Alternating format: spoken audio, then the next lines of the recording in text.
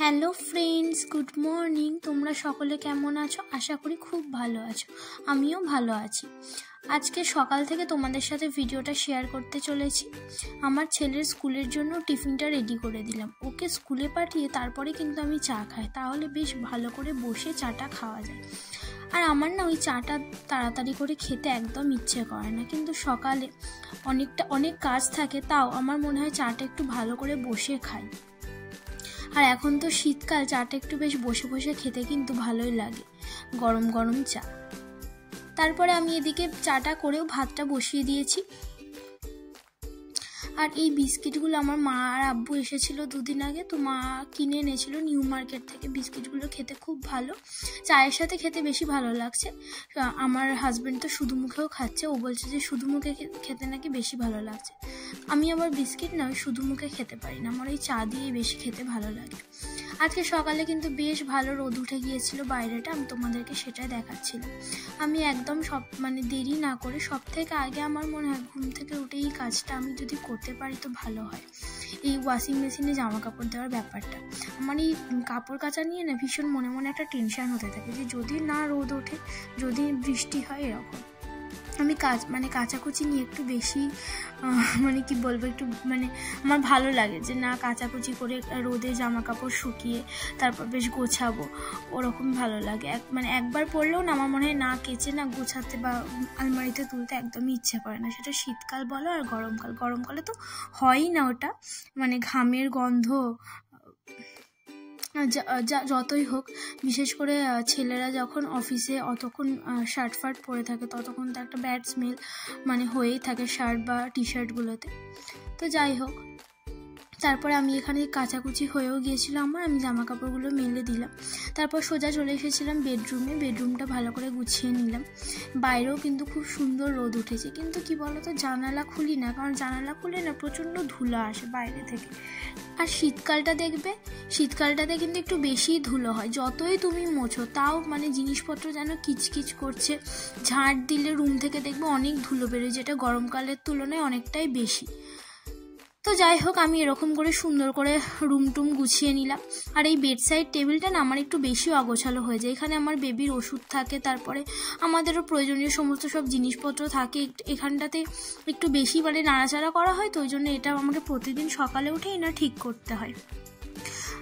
প্রত্যেকটা জিনিসই আমার মনে হয় যত্নের উপরে থাকলে না খুব ভালো থাকে। আর যত্ন করে সব জিনিস যদি তুমি গুছিয়ে সুন্দর করে রাখো, সেই জিনিসগুলো কিন্তু অনেক দিন পর্যন্ত সেরকমই থাকে, আর কোনো পুরনো হয় না। আর ড্রেসিং টেবিল আমাদের মেয়েদের যেটা সব থেকে প্রিয় জায়গা, যেখানে দিনে তুমি যতবারই আসো না কেন দেখবে বোর হবে না, এরকম একটা জায়গা বলতে পারো ড্রেসিং টেবিলটা। তো আমি ড্রেসিং টেবিলটা প্রায় প্রতিদিনই না ভালো করে মুছে আমার জিনিসগুলো বেশ সুন্দর করে গুছিয়ে রাখার চেষ্টা করি। তো তারপর এখানে আমি আমার রুমটা বাইরেটা ঝাঁট দিয়ে নিচ্ছি, তারপর আবার মুছেও নেব। আমার ছেলে চলে এসেছে আজকে স্কুল থেকে। আজকে আমার কাজ করতে একটু দেরি হয়ে গিয়েছিল, দেরি বলতে কি 12টা বেজে গিয়েছিল এই ঝাঁট দেওয়া মোছাটা করতে। আমি প্রতিদিন না চেষ্টা করি ও আসার আগে আমি এই ঝাঁট দেওয়ার মোছার কাজটা কমপ্লিট করতে, কারণ মোছার পরে বাচ্চা ও তো নামবে, আর নামলেই না একটা পায়ের দাগ হয়ে যায়। সেই দাগটা যতই হোক দেখবে মোছার পর ওরকম হলে তো ভালো লাগবে না, কিন্তু বাচ্চাকে তো কিছু বলাও যাবে না, বলাটা ঠিকও হবে না। ও তো স্কুলে যতই খেলা করে আসে, তারপর ও এসে একটু আবার বাড়িতে খেলতে চায়। যাই হোক, আমি সমস্ত সব কাজ করে ওকে এখানে স্নান করিয়ে দিয়েছি। ওকে এরকমভাবে গামছাটা বেঁধে দিয়েছি বলে ও হাসাহাসি করছে। যাই হোক, তারপর আজকে আমি চিরুনিগুলোও না ভালো করে পরিষ্কার করে নিলাম। যেহেতু আমরা ঘুরতে গিয়েছিলাম, তো দুদিন ধরে এসে চিরুনিটা আমার পরিষ্কার করার টাইম হয়নি, আজকে আমি ভালো করে পরিষ্কার করে নিলাম। আর ওখানে ব্ল্যাঙ্কেটটাও কেচেছি, দেখা যাচ্ছে ব্ল্যাঙ্কেটটাও ভালোভাবে রোদে মেলে দিয়েছি, ওটা কালকে তুলবো, আর একবার উল্টে দেবো। তারপরে একদম সন্ধ্যাবেলাতে আবার তোমাদের সাথে ভিডিওটা শেয়ার করছি। আমার ছেলে আজকে বললো যে ও ম্যাগি খাবে। ম্যাগিটা আমি ওকে কম দেওয়ারই চেষ্টা করি, তাও সপ্তাহে একবার দুবার তো হয়েই যায়। এখন বাচ্চারা দেখবে যতই এইসব খাবার খেতে বাচ্চাটা বেশি ভালোবাসে, কিন্তু আমার ছেলে আমি বলবো ভাত খেতেও ভীষণ ভালোবাসে। এইসব খাবার তো স্কুলে যাওয়ার পরই খেতে শিখেছে, টিফিন যেহেতু দেওয়া হয় ওকে মাঝে মধ্যে ম্যাগি করে। তো ওর জন্য আমি এখানে ক্যারট ছিল আর ডিম দিয়ে ভালোভাবে করে নিলাম। আজকে আমার হাজব্যান্ড বাড়িতে আছে, ও আবার বললো কি যে তাহলে আমাকে একটু গরম গরম ম্যাগি করে দাও। তার জন্য আমি আবার একা চা খাবো, তাই আমি আমার আর ওর জন্য দুজনের একটু ঝাল ঝাল করে ওটা আবার আলাদা করে করেছি, ম্যাগিটা করে নিয়েছি। আর এখানে আমার আটাটা শেষ হয়ে গিয়েছিল, তাই এখানে আটাটা ঢেলে নেওয়া হচ্ছে এই কৌটোটাতে। রাতে আবার রুটি করব।